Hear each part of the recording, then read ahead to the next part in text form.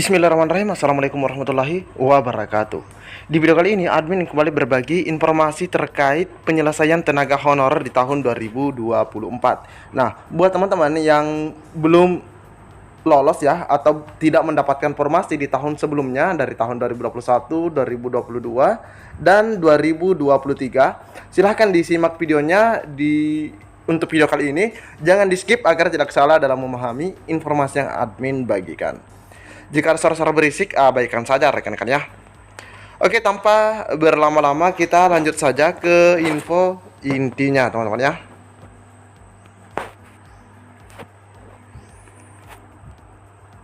Honorer yang tak lolos seleksi P3K harap tenang. Mempan RB siap angkat jadi ASN 2024. Siap angkat jadi di sini ada kalimat honorer yang tak lolos seleksi P3K harap katanya tenang. Di mana Mempan RB siap angkat jadi ASN di tahun 2024. Nah, terus di sini ada lagi pernyataan golongan ini diprioritaskan. Nah, golongan ini diprioritaskan artinya semuanya akan diangkat namun ada yang didahulukan. Dan di sini teman-teman bisa lihat ini informasinya terbilang sangat baru, 7 Maret 2024 ya. Oke, kita coba scroll, kita lihat bersama-sama. Abdullah Aswar Anas selaku Mempan RB siap mengangkat tenaga honorer yang tidak lolos seleksi P3K 2023 menjadi ASN di tahun 2024. Diketahui masih banyak tenaga honorer yang tidak lolos seleksi P3K 2023 dan gagal diangkat menjadi ASN. Nah, bahkan mereka banyak sekali yang bergelar cuma sekedar PR1 begitu teman-teman ya, PR2, apalagi yang TL ya. Hal tersebut sontak menjadi kesedihan bagi para tenaga honorer yang telah menunggu lama, namun belum juga lolos dalam seleksi P3K 2023 yang lalu.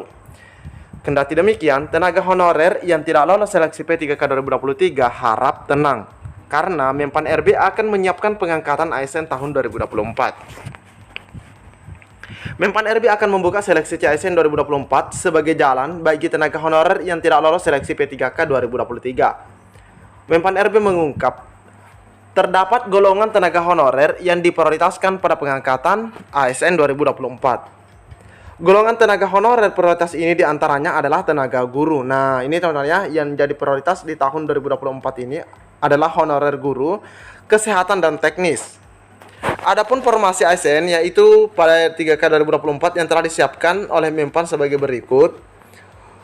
Formasi untuk P3K instansi pusat ini ada 281.000 sekian. Ada guru, kesehatan dan teknis. Dan untuk daerah adalah 419.146 formasi yang disediakan teman-teman ya.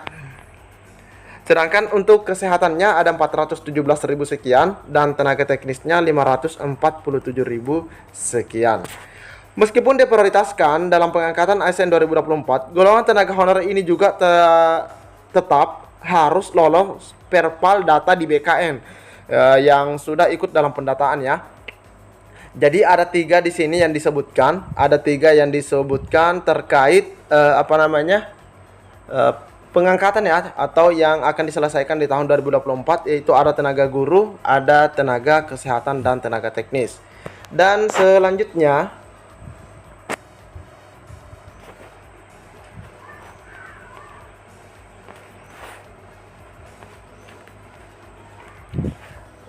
nah, di sini ada juga informasi terkait titik terang nasib tenaga honorer, di mana DPR RI beri bocoran perkembangan PP turunan Undang-Undang ASN. Ini informasinya juga 7 Maret, teman-teman ya.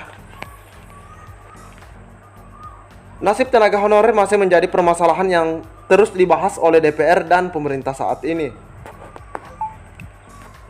Sebab nasib tenaga honorer masih belum menemui kejelasan setelah Undang-Undang ASN 2023 disahkan. Artinya masih bersifat umum teman-teman ya.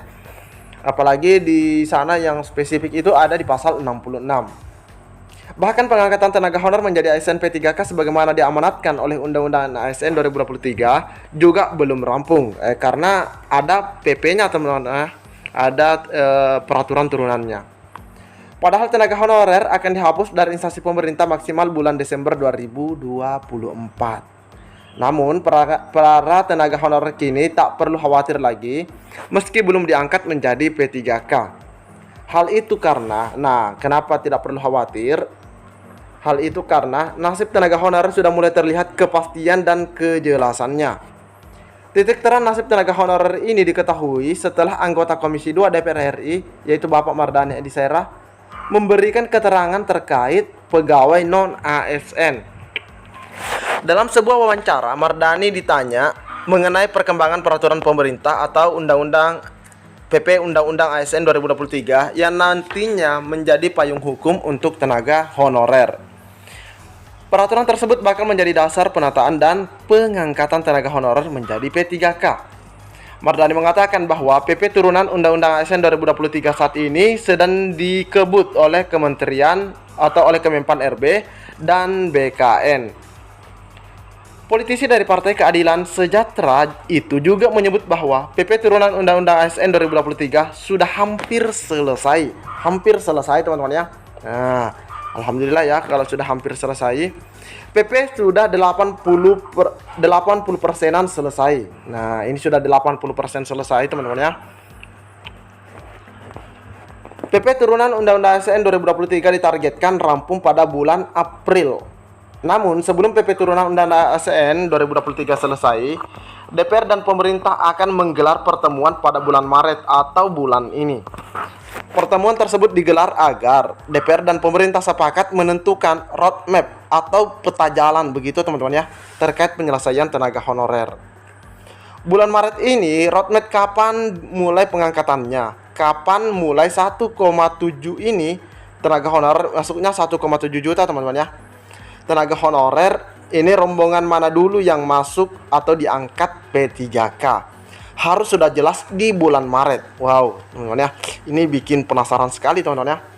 Dari 1,7 juta yang mana dulu? Misalnya apakah masa kerja yang 20 tahun dulu, nanti yang terakhir 5 tahun dulu dan 2 tahun dulu.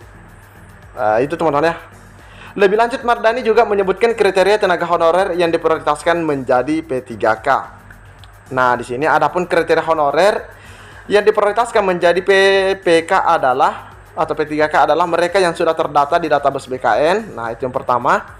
Terus terkait masa kerja honorer, Mardhani menyebut hal tersebut tidak memengaruhi penataan dan pengangkatan. Jadi terkait masa kerja tidak memengaruhi.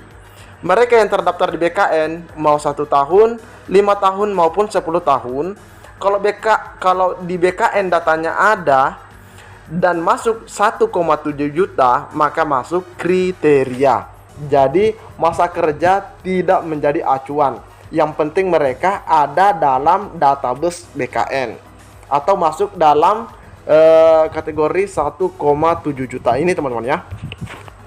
Berdasarkan Undang-Undang ASN 2023, aturan turunan memang harus diterbitkan oleh pemerintah sebagai tindak lanjut pelaksanaan undang-undang. Batas maksimal durasi penerbitan aturan turunan suatu undang-undang yaitu 6 bulan. Itu batas maksimal, teman-teman ya. Artinya boleh terbit sebelum 6 bulan itu ya.